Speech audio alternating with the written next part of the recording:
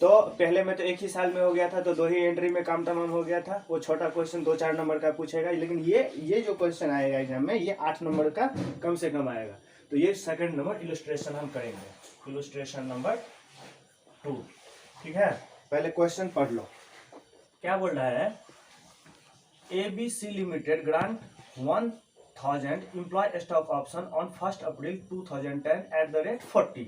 ठीक है, when market price 160। ठीक है, 160 रुपये का मार्केट प्राइस है, 40 रुपये का दिया, तो 120 रुपये का कंपनी को नुकसान हुआ, यानी डिस्काउंट पे दिया। ठीक है, the vesting period is 2.5 years and maximum exercise period is 1 year.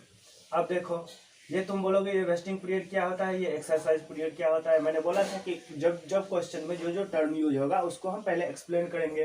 तो देखो, ये वेस्टिंग पीरियड जो दिया है इसमें 2.5 ईयर, वो क्या होता है कि कंपनी ने बोला कि देखो, हम ये तुमको 40 रुपये में शेयर, अपना 160 रुपये का शेयर तुमको 40 रुपये में क्यों दे, हम 120 रुपये का नुकसान क्यों उठाए। तुम मेरे कंपनी में कम से कम 2.5 साल जब काम कर लोगे तभी ये ऑप्शन होगा। ठीक है, अब देखो, इसको क्वेश्चन में टाइमलाइन ड्रॉ करता हूं, उससे समझ में आ जाएगा। ये देखो, ये लंबा चौड़ा एक टाइमलाइन और बना लो बड़ा, ये इससे इजीली आ जाएगा। ठीक, 1 अप्रैल 2010 को कंपनी ने क्या किया, 1000 employee stock option at the rate ₹40 का है। ठीक है, और ये मार्केट प्राइस कितना था इसका, इस डेट को मार्केट प्राइस था ₹160। अब देखो, कंपनी को लॉस कितने का हुआ, कंपनी ने ₹120 का। ठीक है, इतने तारीख को कंपनी ने बोला कि अपने एम्प्लॉय से कि तुमको हम 1000 वो देंगे यदि तुम 2.5 साल काम कर लोगे तो। अब देखो, 2.5 साल कब होता है, मान लो फर्स्ट ईयर यहाँ पे कंप्लीट हो गया 31 मार्च, तो ये फर्स्ट ईयर हो गया। सेकेंड ईयर ये ले लो 31 मार्च टू ये थर्ड ईयर, ये मान लो यहाँ पे 3। ठीक है, अब क्या बोले, 2.5 ईयर कहाँ होता है, 1 साल यहाँ हो गया, 2 साल यहाँ हो गया, ये थर्ड ईयर यहाँ पे 30/9/2012, यानी कि 2 को यहाँ पे 2.5 साल इसका कंप्लीट होगा। कितने साल, 2.5 ईयर। ठीक है, ये क्या हो गया, वेस्टिंग पीरियड हो गया ये, यानी कि जो एम्प्लॉय यहाँ तक काम कर लेगा उसी को ऑप्शन मिलेगा, वही इसके बाद एक्सरसाइज कर पाएगा। पहले 2.5 साल उसको कंपनी में नौकरी करना पड़ेगा, और जो आदमी इस बीच में नौकरी छोड़ करके चला गया उसको ये ऑप्शन नहीं मिलेगा, वो नहीं खरीद सकता है। ये नहीं कि सर हमको दे दो, ऐसा नहीं होगा। जो कंपनी यहाँ तक काम कर लेगा वही कर पाएगा। अब देखो क्या बोला है, maximum exercise period is 1 year. अब देखो, एक्सरसाइज पीरियड का मतलब क्या, ये तो हो गया वेस्टिंग पीरियड, यहाँ से यहाँ तक उसको काम करना पड़ेगा, और इस डेट से लेकर के 30 सितंबर 2013, यानी कि ये यहाँ से लेकर के यहाँ तक 1 ईयर हो गया, 1 ईयर। ये क्या हो गया, ये हो गया एक्सरसाइज पीरियड, एक्सरसाइज पीरियड। यानी कि अब देखो, कोई कंपनी जो है यहाँ पे क्या किया, वो यहाँ तक काम कर लिया, किसी आदमी ने, एम्प्लॉय ने काम कर लिया। अब कंपनी उसको 1 साल का टाइम देगा, टाइम पीरियड कितने पीरियड का देगा, 1 साल का, कि तुम इस बीच से लेकर के इस बीच में कभी भी हमारे कंपनी का शेयर खरीद सकते हो। ठीक है, ये हो गया एक्सरसाइज पीरियड। इस बीच में तुम अपने ऑप्शन का, तुम्हारे पास जो राइट है उसको एक्सरसाइज कर सकते हो, है ना। तुम्हें राइट दिया गया, राइट, अब तुम पहले नौकरी करो, पहले तो कंडीशन फुलफिल करो कि 2.5 साल तुमको नौकरी करना पड़ेगा। उसके बाद एक्स्ट्रा 1 साल दिया गया है तुमको कि तुम चाहो तो इस पीरियड में। अब फिर इसके बाद जो कोई एम्प्लॉय चाहेगा कि सर मैंने काम किया था, अब मुझे यहाँ पे दे दो शेयर, मैंने 2.5 साल, आपका कंडीशन नहीं, तुम्हारे पास 1 साल का टाइम था, 1 साल ही। ये टर्म्स एंड कंडीशन यहीं पे फिक्स हो जाता है, यहाँ पे ये टर्म्स एंड कंडीशन दोनों एम्प्लॉयर एंड एम्प्लॉय के बीच में यहीं पे फिक्स हो जाता है। ठीक है, यही कॉन्सेप्ट था यहाँ पे। हो गया, एक्सरसाइज पीरियड समझ गए। अब क्या हुआ, इस बीच में 300 अनवेस्टेड ऑप्शन लेफ्ट ऑन 1 मई 2002। अब देखो ये क्या बोल रहा है, 1/5/2002 को 300 ऑप्शन लेफ्ट हो गया। यहाँ पे देख लो 1/5/2002 को 300 लेफ्ट हो गया, लेफ्ट।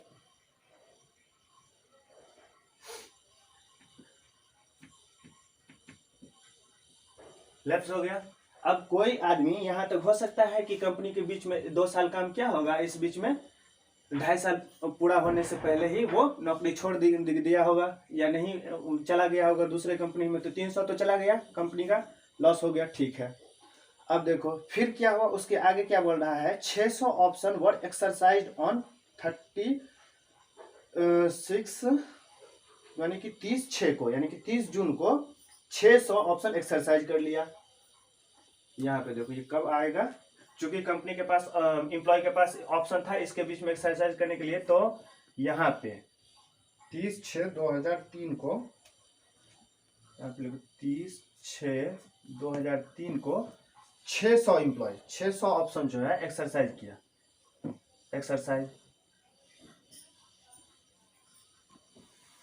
इतने को एक्सरसाइज कर लिया, ठीक है। 100 unvested option left at the end. देखो कुल टोटल हमारे पास कितना था, 1000, उसमें से 300 तो यहीं पे चला गया, खत्म हो गया। 600 एक्सरसाइज कर लिया, 6×3 900 का मामला हो गया। 100 जो है इस डेट में 100 खत्म हो गया, लेफ्ट हो गया।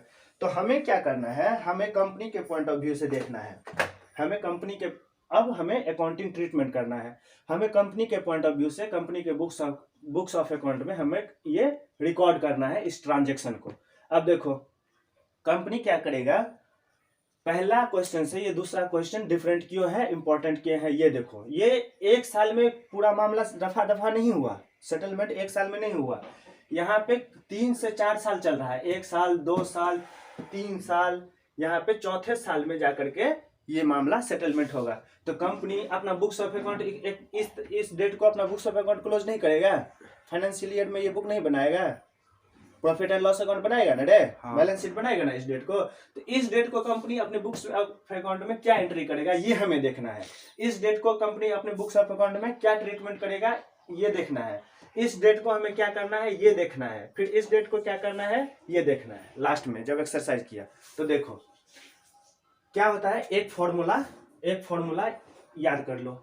देखो यहाँ पे तो कंपनी, अभी तक कंपनी के पास कोई अंदाजा है नहीं कि हमारा कितना एम्प्लॉय लेगा नहीं लेगा एक्सरसाइज, लेकिन कंपनी का ऑब्लिगेशन है ना, लायबिलिटी है ना इतना कि मान लो कल के डेट में कोई एम्प्लॉय आ गया बोल रहा है कि सर हमको आपने बोला था हमें दे दीजिए, तो ये लायबिलिटी 2 साल के बाद एराइज होगा। लेकिन अभी कंपनी अपने बुक्स ऑफ अकाउंट में क्या ट्रीटमेंट करेगा ये देखो।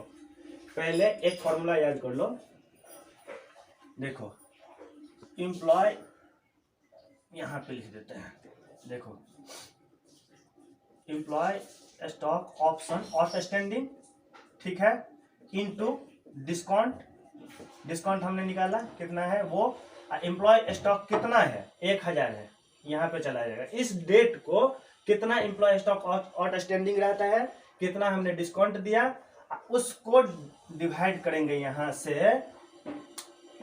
यहाँ पे किससे, वेस्टिंग पीरियड से। वेस्टिंग पीरियड हमारा कितना है 2.5 ईयर, तो यहाँ पे हो गया वेस्टिंग पीरियड, ठीक है। और इसको मल्टीप्लाई करेंगे हम पीरियड एक्सपायर्ड, ठीक है, और लेस इसमें से माइनस करेंगे expense already amount already recognised. देखो ये हो गया, ये इंपॉर्टेंट फॉर्मूला, ये इंपॉर्टेंट फॉर्मूला क्या करोगे ये याद कर लो, ये समझ लो, ठीक है। देखो ये क्या हो गया, एम्प्लॉय स्टॉक ऑप्शन कितना आउटस्टैंडिंग, हर पीरियड में हम देखेंगे, हर साल में देखेंगे, यहाँ ईयर एंड पे, यहाँ ईयर एंड पे, ये ईयर एंड पे हम एंट्री करेंगे, तो इस पे ये देखेंगे हमारा कितना एम्प्लॉय स्टॉक आउटस्टैंडिंग है, हमने डिस्काउंट कितने का दिया है, हमारा वेस्टिंग पीरियड क्या है, हमारा वेस्टिंग पीरियड कितना कंप्लीट हो गया है, और हमने प्रीवियसली कोई अमाउंट रिकॉग्नाइज किया था तो उसको हम माइनस कर लेंगे। ठीक है, अब देखो इसका एंट्री हम कैसे करेंगे, इसको 2 पार्ट में पहले डिवाइड कर लो, इसको हटाओ, इसको यहां से ये रखो। देखो अब देखो, अब हमें 31 मार्च को रिकॉर्ड करना है, 31 मार्च 2000। ठीक है, अब हम कॉल आ रहा है इसको, हेलो, ठीक है, ये देखो अब हमको ईयर एंड में अकाउंटिंग तो करना ही है, भले ही हमें ये एम्प्लॉय लिया है या नहीं लिया है, हमें अकाउंटिंग करना है। अब देखो कंपनी अपने बुक्स ऑफ अकाउंट में क्या एंट्री करेगा, एंट्री क्या करेगा, पहले तो ये देखो, पहले हम क्या कर लेते हैं ना, ये अमाउंट निकाल लेते हैं, या एंट्री के साथ ही निकालेंगे, रहने दो। अब इतने तारीख को कंपनी कितना लायबिलिटी अपने बुक्स ऑफ अकाउंट में बुक करेगा, देखो इस तारीख को कंपनी के पास कितना एम्प्लॉय स्टॉक ऑप्शन आउटस्टैंडिंग है, इस तारीख को 1000, तो यहाँ पे लिख लो 1000, ये इंटू डिस्काउंट कितने का है, 120 रुपये का। ठीक है, 120 रुपये। वेस्टिंग पीरियड कितना है हमारा, 2.5 ईयर। ठीक है, हमें ईयर कितना एक्सपायर्ड हुआ है, 1 साल, यहाँ से यहाँ तक 1 साल ही एक्सपायर हुआ है ना, तो हम 1 साल इसको मल्टीप्लाई कर देंगे 1 से। हम इससे पहले कुछ रिकॉग्नाइज किया है, नहीं किया है, यानी कि 0 रिकॉग्नाइज हमने कुछ नहीं किया है। ये अमाउंट कितना आ जाएगा, ये देख लो, ये अमाउंट कितना आएगा, ये कैलकुलेट कर लो, 1000 into 120 divided by 2.5 into 1 minus 0। ठीक है, 48,000 रुपीज, 48,000। ठीक है, अब ये कंपनी क्या हो गया, कंपनी के लिए एक्सपेंस हो गया इस साल का। ठीक है, कंपनी के लिए एक तरह से ये एक्सपेंस हो गया, लायबिलिटी हो गया। अब इसको हम बुक कैसे करेंगे, अपने इस बुक्स ऑफ अकाउंट में कैसे बुक करेंगे, तो देखो ये करेंगे। ठीक है, इसको क्या करेंगे, ये 48,000 रुपये कंपनी के लिए एक तरह से लायबिलिटी हो गया, एक लायबिलिटी खर्चा यानी कि लॉस भी बुक करेगा, एक तरफ से लायबिलिटी बढ़ा लेगा अपना। ठीक है, देखो तो इसके लिए हम एक कंपनसेशन एक्सपेंस डालते ही थे, तो एंट्री क्या हो जाएगा, employ compensation expense account debit. ठीक है, ये लॉस है तो लॉस हमेशा डेबिट और एक्सपेंस एंड लॉसेज होगा, और क्रेडिट होगा किस लायबिलिटी, हम एक लायबिलिटी बुक करेंगे कंपनी के लिए, employee stock option outstanding account. ठीक है, इस नाम से हम तिजोरी बना लेंगे, ताकि इसमें से हम हर साल कुछ पैसा इस तिजोरी में, employee stock option outstanding account. ठीक है, इस नाम से हम एक तिजोरी बना लेंगे, उसमें से हर साल हम कुछ अमाउंट डालते जाएंगे। अब वो अमाउंट भी कितना हम इस तिजोरी में डालेंगे इस साल, या इस तिजोरी से निकालेंगे, ये इस पे डिपेंड करता है, यहाँ पे इस पे डिपेंड करता है। ठीक है, तो इतना हम तिजोरी प्लस में आया तो इतना हम इस तिजोरी में डालना पड़ेगा हमको इस साल, 48,000 रुपये हमने डाल दिया। तो यहाँ पे नरेशन क्या लिखेंगे, being employee compensation expense recognised. ठीक है, हमने इतना एक्सपेंस इस साल हमने रिकॉग्नाइज कर लिया। अब देखो ये साल तो ईयर एंड हो गया, तो ये जो एक्सपेंस है इसको हम पीएल में भी ट्रांसफर कर देंगे। तो पीएल में ट्रांसफर करेंगे तो क्या होगा, entry PL account debit 48,000 to employee compensation expense account. ठीक है, 48,000 रुपये हमने प्रॉफिट एंड लॉस अकाउंट में डाल दिया, यानी कि हमारा इतने का लॉस था 48,000 को हमने पीएल में डाल दिया। तो यहाँ पे क्या लिखेंगे, being employee compensation expense transfer to profit and loss account. ठीक है, हमने पीएल में ट्रांसफर कर दिया, उसमें हमारा फर्स्ट ईयर का एंट्री हो गया कंप्लीट। अब देखो, अब सेकेंड ईयर में हम क्या एंट्री करेंगे, यानी कि इस तारीख को हमारा एंट्री क्या होगा, ये देखो। अब इस तारीख को एंट्री करेंगे तो यहाँ पे ये ले लो, 31 मार्च 2002 को क्या करेंगे, सेम एंट्री सेम फॉर्मूला, ये फॉर्मूला हम लगाएंगे। अब देखो यहाँ तक भी हमारा 1000 ऑप्शन आउटस्टैंडिंग था, यहाँ भी 1000 है, इस बीच में कोई घटना घटित नहीं हुआ, ठीक है। कंपनी ये मान करके चलेगा, इस साल के अंत भी ये मान करके चलाएगा कि हमें 1000 का 1000 ऑप्शन हमें एम्प्लॉय को देना है, उसके लिए हमें अभी से कुछ ना कुछ व्यवस्था करके रखना पड़ेगा। इस साल भी हमें कुछ ना कुछ अमाउंट ये जो तिजोरी बनाया था हमने, उसमें इस साल भी हमें कुछ अमाउंट डालना पड़ेगा। कितना डालना पड़ेगा ये देख लो। कितना आउटस्टैंडिंग है 1000, ठीक है 1000। डिस्काउंट हमने कितने दिया था 120 का, ठीक है। हमारा वेस्टिंग पीरियड कितना है 2.5। अब देखो हमारा पीरियड कितना एक्सपायर्ड हुआ है, 1 साल 2 साल, यानी कि 2 साल एक्सपायर्ड हो गया। तो इसको हम 2 से मल्टीप्लाई करेंगे। पहले हमने 1 से मल्टीप्लाई किया था क्योंकि यहाँ पे 1 साल ही कंप्लीट हुआ था, इस साल हम 2 से करेंगे क्योंकि 2 साल कंप्लीट हुआ है, ठीक है। और माइनस अमाउंट ऑलरेडी रिकॉग्नाइज्ड, यानी कि पहले हमने कितना व्यवस्था ऑलरेडी कर लिया है। 48,000 का व्यवस्था हमने पिछले साल कर लिया था यहाँ पे, तो उस 48,000 को हम घटा लेंगे इसमें से, ठीक है। ये हो गया, ये जितना अमाउंट आएगा वो हमें व्यवस्था इस साल करना पड़ेगा। तो ये देख लो अमाउंट पहले कैलकुलेट कर लो। 1000 into 120 divided by 2.5 into 2 minus 48,000। ये देखो इस साल भी 48,000 हमें अपने तिजोरी में डालना पड़ेगा, व्यवस्था करके रखना पड़ेगा, ठीक है। इसका एंट्री क्या करेंगे, सेम एंट्री जो ऊपर किए हैं वो इस साल भी हमारा उतना वही एंट्री होगा।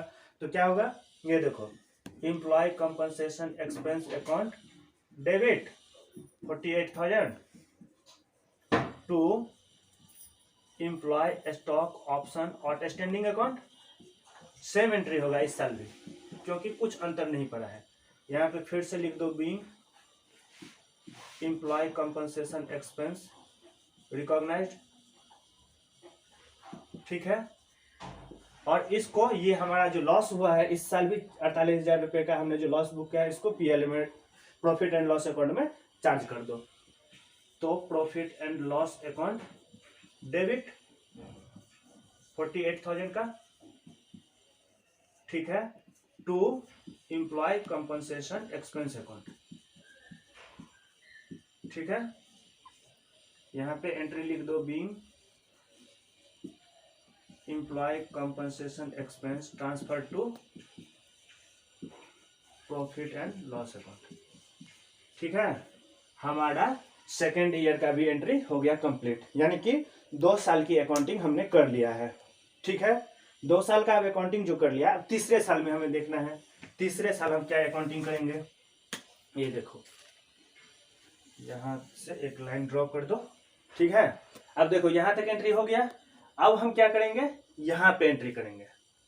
हम इस बीच में क्या घटना घटित हुआ है उसको छोड़ दो, यहाँ पे हम एंट्री करेंगे। 31 मार्च को हम फिर से 2003 31 मार्च 2003 को हम फिर से अकाउंटिंग करेंगे। क्या करेंगे, अब ये देखो हमारे बीच में क्या हुआ था, 300 लैप्स हुआ था, 2.5 साल हमें इस डेट को कंप्लीट हुआ था, ये देख लो। अब हम क्या करेंगे, ये पहले ये अमाउंट निकालो। अब देखो इस डेट को हमारे पास कितना आउटस्टैंडिंग शेयर रह जाएगा, 1000 था, 1000 में 3000 क्या हो गया, लैप्स हो गया। तो अब कंपनी के पास क्या 1000 के 1000 लायबिलिटी रहा, क्या उस कंपनी को 1000 का 1000 एम्प्लॉय को देना पड़ेगा, नहीं। 300 एम्प्लॉय तो 300 तो पहले ही नौकरी छोड़ करके भाग गया, तो इतना लायबिलिटी तो कंपनी का कम हुआ ना। तो देखो ये कैसे डिसाइड करेंगे, शेयर आउटस्टैंडिंग यहाँ पे फॉर्मूला बताए थे। ये देखो ये शेयर इक्विटी से एम्प्लॉय स्टॉक ऑप्शन आउटस्टैंडिंग, ये कितना रह जाएगा, देखो 1000 टोटल था, उसमें से 300 माइनस हो गया, लैप्स हो गया ना माइनस 300। तो हमारा इस साल कितना रह जाएगा, सिर्फ और सिर्फ 700 एम्प्लॉय स्टॉक ऑप्शन आउटस्टैंडिंग रह जाएगा, ठीक। इसको हम क्या करेंगे, डिस्काउंट अमाउंट हमारा 120 है, डिस्काउंट 120 कर देंगे, डिवाइड 2.5 ईयर, क्योंकि वेस्टिंग पीरियड 2.5 ईयर है। अब ईयर कितना एक्सपायर्ड हो गया है यहाँ पे, सो देखो अब यहाँ पे ये एक इंपॉर्टेंट पॉइंट आता है। हमारा 1 साल कंप्लीट हुआ था, 2 साल कंप्लीट हुआ था, यहाँ पे 3 साल कंप्लीट हो गया ना 3 साल। तो 3 साल हम यहाँ पे नहीं लेंगे, सिर्फ और सिर्फ 2.5 लेंगे। क्यों लेंगे 2.5, क्योंकि हमारा वेस्टिंग पीरियड मैक्सिमम 2.5 ही है, 2.5 ही साल उसको काम करना होगा, ठीक है ना। अब देखो ये हो गया, यहाँ पे कुल टोटल 3 नहीं लेना है, सिर्फ मैक्सिमम हम यही ले सकते हैं, 2.5 ही ले सकते हैं, ठीक है। अब इसको माइनस क्या करेंगे, प्रीवियसली कितना हम रिकॉग्नाइज कर चुके हैं, यानी कि गुल्लक में हमने हमारा जो पहले तिजोरी में हमने कितना व्यवस्था कर लिया है, ठीक है। 48,000 हमने पहले साल में व्यवस्था कर लिया था, 48 साल हमने दूसरे साल व्यवस्था कर लिया था। तो इस साल हमें कितने का व्यवस्था करना होगा, तो इसमें से 48,000 पहले साल का, फिर 48,000 दूसरे साल का, ये भी घटा लो, ठीक है। ये कितना आ जाएगा कुल टोटल, ये कुल टोटल अब देख लो, 1000 minus 300 into 120 divide by 2.5 into 2.5 minus 48,000 minus 48,000। अब देखो हमें 12,000 रुपया निगेटिव में आ गया, कितना आ गया, 12,000 रुपया निगेटिव आ गया। तो ये 12,000 रुपया जो निगेटिव आ गया, इसका क्या हम ट्रीटमेंट करेंगे। अब देखो हुआ क्या, कंपनी ने दूसरे पहले 2 साल ये मान करके चला था कि हमें 48,000 रुपया का नुकसान होगा, ठीक है। तो 48,000 रुपया कंपनी ने बुक कर लिया। कंपनी तो ये मान करके चला था कि हमें 1,000 एम्प्लॉय को हमें देना है 2.5 साल के बाद, लेकिन ऐसा नहीं हुआ। ये 300 एम्प्लॉय बीच में छोड़ करके भाग गया, चूंकि हमने तो इसके लिए भी व्यवस्था करके रखा था ना पूरे इसके 3 साल के लिए, तो ये छोड़ करके चला गया, इसी वजह से हमारा अमाउंट यहाँ पे माइनस आ गया। अब हमें 1 रुपये का हमने जितना जमा करना था उससे ज्यादा ही हमने जमा कर लिया है, 12,000 रुपया, ठीक है, जमा कर लिया ना, 12,000 रुपया एक्स्ट्रा हमने बैंक अकाउंट में डाल दिया। अब देखो तुम जैसे कि किसी का माँ बाप होता है, उसका बच्चों के लिए पढ़ने का जरूरत था, या उसकी बेटी का शादी था, या कुछ था, वो उसने अपने बेटी की शादी के लिए अमाउंट इकट्ठा करके रख रहा था कि हमको अपनी बेटी की शादी में 10 लाख रुपया खर्च करना है। वो करते करते 10 लाख खर्च कर लिया, बाद में पता चला उसकी बेटी ने है ही नहीं, या कुछ ऐसा हो गया, उसको उससे ज्यादा ही अमाउंट, वो तो 10,000 रुपया 10 लाख रुपया उसके लिए क्या हो गया, सरप्लस हो गया कंपनी के लिए। तो इसका एंट्री हो जाएगा उल्टा, इस तारीख को इसका एंट्री हो जाएगा उल्टा। देखो क्या होगा, 12,000 रुपया जो कि हमने प्रॉफिट एंड लॉस अकाउंट में ट्रांसफर किया था, उसको हम इस बार रिवर्स करेंगे। क्या करेंगे, ये देखो, employee stock option outstanding account debit 12,000 रुपया टू जनरल रिजर्व, क्या हो जाएगा, जनरल रिजर्व 12,000 में डाल देंगे, being surplus in employee stock option outstanding account transfer to general reserve, ठीक है। ये कंपनी के लिए, कंपनी ने 12,000 रुपया एक्स्ट्रा अपने बैंक अकाउंट में या अपने लायबिलिटी बुक कर लिया था, 12,000 एक्स्ट्रा, ठीक है। वो देखो इसको जनरल रिजर्व में ट्रांसफर कर दिए थे, 12,000 रुपया सरप्लस आ गया था। अब देखो हमारा अकाउंटिंग ट्रीटमेंट यहां तक हो गया, 1 साल 2 साल तीसरे साल का हो गया। अब हम यहाँ इस साल का करेंगे। इस साल में चूंकि हमें एक्सरसाइज यहाँ पे किया है, तो यहाँ पे हमको अलॉटमेंट करना पड़ेगा 30/6/2003 को। कैसे अलॉट करेंगे, 600 इक्विटी शेयर अलॉट करेंगे। देखो ये 12,000 रुपया हम जनरल रिजर्व में कैसे ट्रांसफर किए थे, समझ में आया।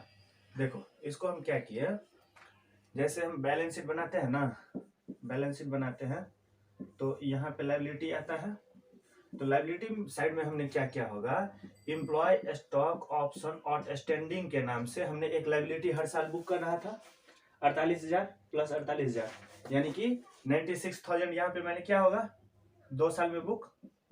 अब तीसरे साल में जब आए तो हमें पता चल रहा है क्या, जो 12,000 का यूज हमें है नहीं, तो 12,000 का यूज जब नहीं है तो ये इसको 12,000 इसमें से घटा के इसको 84,000 रुपया कर देंगे, और बाद बाकी का जो है यहाँ पे रिजर्व एंड सरप्लस के हेडिंग में जनरल रिजर्व में डाल देंगे 12,000 रुपया। यही यहाँ पे हमने यही ट्रीटमेंट किया है, यहाँ से 12,000 रुपया डाल करके इस अकाउंट में से निकाल करके इसमें डाल दिया, यही उल्टा किया है ना। यहाँ पे जनरल रिजर्व क्रिएट किए हैं 12,000, तो 12,000 रुपया ये आ गया, बस ऐसे ही। तो यही लिखे हैं सरप्लस, हमें 12,000 रुपया मैंने ज्यादा क्रिएट कर लिया था, ज्यादा लॉस बुक कर लिया था। अब देखो 30/6/2003 को कंपनी ने क्या क्या होगा, ये 600 शेयर अपने एम्प्लॉय को इशू करेगा, देगा, तो बैंक अकाउंट में पैसा आएगा, बैंक अकाउंट डेबिट, उसका एम्प्लॉय जो जितने में वादा किया था कि हम जितना शेयर एक्सरसाइज करेंगे उसका 40 रुपये पर शेयर के हिसाब से पे करेंगे, तो कंपनी को कितना पैसा मिलेगा, 600 शेयर का 40 रुपये, यानी कि 24,000 रुपीज कंपनी के अकाउंट में इतना रुपया आएगा। ठीक है, कंपनी को नुकसान कितना होगा, और वो जो नुकसान होगा वो हम किस में से ट्रांसफर करेंगे, इसमें से एम्प्लॉय स्टॉक ऑप्शन में। पहले साल में हमने क्या किया था, एम्प्लॉय कंपनसेशन एक्सपेंस डालते थे, क्योंकि हम employ compensation expense already create करते आ रहे हैं, तो हमारे जो तिजोरी में पैसा बंद है उसमें से, यानी कि तिजोरी मतलब employee stock option outstanding account, इसमें से हम लॉस को ट्रांसफर करेंगे। कितना, 600 पे हम कितने का लॉस हुआ, 120 रुपये, तो 72,000 रुपीज का नुकसान हुआ। तो 72,000 अब कंपनी किस में से ट्रांसफर करेगा, वो जो अपने तिजोरी में जमा करते जा रहा था हर साल 48-47,000 रुपया, उसमें से 72,000 रुपया इस बार डालेगा, लॉस बुक करेगा। ठीक है, वो तो बुक करते लायबिलिटी खड़ा करते जा रहा था कि हमें यूज होगा, हमें यूज होगा, भविष्य में फंड का जरूरत होगा, तो इसलिए वो फंड जमा करते जा रहा था लायबिलिटी के रूप में। आज एक्चुअल में फंड यूज हो गया, जिसका इंतजार था वो हो गया, वो घटना घटित हो गया। अब इतना यूज 72,000 रुपया उसमें से हो गया। ठीक है, अब इक्विटी शेयर कैपिटल रुपये 10 रुपये का एक शेयर था, ये इशू करेगा, कितना शेयर, 600 का 10, यानी कि 600 ही था ना, हाँ 600 10 रुपये का, तो 6,000 रुपये ये हो गया। ठीक है, टू सिक्योरिटी प्रीमियम कितना हो जाएगा, security premium account, security premium में कितना बताए थे, मार्केट प्राइस 160 का है और फेस वैल्यू 10 का है, यानी कि हमें 150 रुपये का सिक्योरिटी प्रीमियम आ गया, सिक्योरिटी प्रीमियम 150 का आ गया, यानी कि 600 शेयर्स पे सिक्योरिटी प्रीमियम 150। ये 150 कैसे आएगा, इसको यहाँ पे लिख लो, यानी कि 160 माइनस 10, यानी कि ये हो गया मार्केट प्राइस 160, ये हो गया फेस वैल्यू, इस तरह से ये आ जाएगा। तो 90,000 रुपीज ये हो गया सिक्योरिटी प्रीमियम। ठीक है, इसको हम क्या लिखेंगे, being equity share capital issued under employee stock option plan. Employee stock option plan के तहत हम पे अपने एम्प्लॉय को इतना शेयर दे दिया। ठीक है, अब देखो ये इतने तारीख को ये घटना घटित हो गया। अब लास्ट में ईयर एंड में जो हमने तिजोरी में पैसा जमा कर रहा था इतने दिनों से, उसमें से हमें ये हिसाब किताब करना है, आखिर उसमें हमें कितना एक्चुअली हमें यूज हुआ, जिस पर्पस के लिए हम 48,000 रुपये हर साल क्रिएट करते जा रहे थे, उसमें कितना अब बैलेंस शेष रह गया है, बच गया है। तो देखो यहाँ पे देखो 48,000 रुपये यहाँ पे क्रिएट किए थे, 48 फिर 48 क्रेडिट हुआ है, ये है क्रेडिट बैलेंस, क्रेडिट किए थे, तो कुल टोटल क्रेडिट इतना हो गया, और डेबिट कितना किए हैं, 12,000 रुपया, 12,000 हम यूटिलाइज पहले किए हैं। ठीक है, फिर उसके बाद 72,000 रुपया किए हैं, तो ये देख लो इतना हमने डेबिट किया है। अब ये 96,000 हो जाएगा, ये हो जाएगा कितना, 84, ये दोनों मिला के हो जाएगा 84,000। फिर भी हमारे पास 12,000 रुपया फिर भी रह जाता है, तो 12,000 रुपया फिर भी डेबिट हमें करना पड़ेगा। ठीक है, ये 96 हो गया, ये 96,000, और ये भी हो जाएगा कुल टोटल मिला करके 96,000। ठीक है, मैं दिखाता हूँ, देखो अब लास्ट के ईयर एंड में एंट्री करेंगे 31 मार्च 2004 को। क्या करेंगे, employee stock option outstanding account debit 12,000 to general reserve account 12,000 रुपया। यहाँ पे नरेशन क्या लिखेंगे, being surplus in employee stock option outstanding account transfer to transfer to general ledger, ठीक है, ये हम लिख देंगे इसको। ये अमाउंट 12,000 कहाँ से आया, तो नहीं होता है तो ये यहाँ पे लिख लो 48,000 प्लस 48,000 माइनस 12,000 फिर माइनस 72,000, ये ऐसे करके ये करोगे तो ये 12,000 आ जाएगा। देख लो करके, ये 48 इस साल का आ गया, पहले साल का, फिर दूसरे साल का 48, फिर 12 हमने तीसरे साल में यूज किया, फिर तीसरे साल में हमने चौथे साल में ये 72,000 यूज किया। तो देखो 48,000 प्लस 48,000 माइनस 12,000 फिर माइनस 72,000, यानी कि 12,000 आ गया। तो यही 12,000 जो हमारा surplus employee stock option outstanding में बच गया, उसको हम लास्ट में जनरल लेजर में ट्रांसफर कर दिए, बस हो गया ये। अब इस मॉड्यूल से भी एक बार चेक कर लो, फर्स्ट ईयर में मॉड्यूल से एक बार आंसर चेक कर लो, 48,000 डाला है, ठीक है। सेकंड ईयर में सेम एंट्री किया है। थर्ड ईयर में निगेटिव बैलेंस आ रहा था 12,000 रुपया, इसलिए हमने डाला था जनरल लेजर में, ठीक हो गया। फिर बैंक अकाउंट 24,000 रुपया बैंक आया, 72,000 रुपया ऑप्शन में से यूज हुआ, 6,000 रुपया का शेयर कैपिटल, सिक्योरिटी प्रीमियम 90,000 का, अब बाद बाकी जो बच गया 12,000 वो लास्ट में जनरल लेजर में डाल दिया, बस हो गया कंप्लीट। अब तीसरा क्वेश्चन करते हैं, चलो देखो।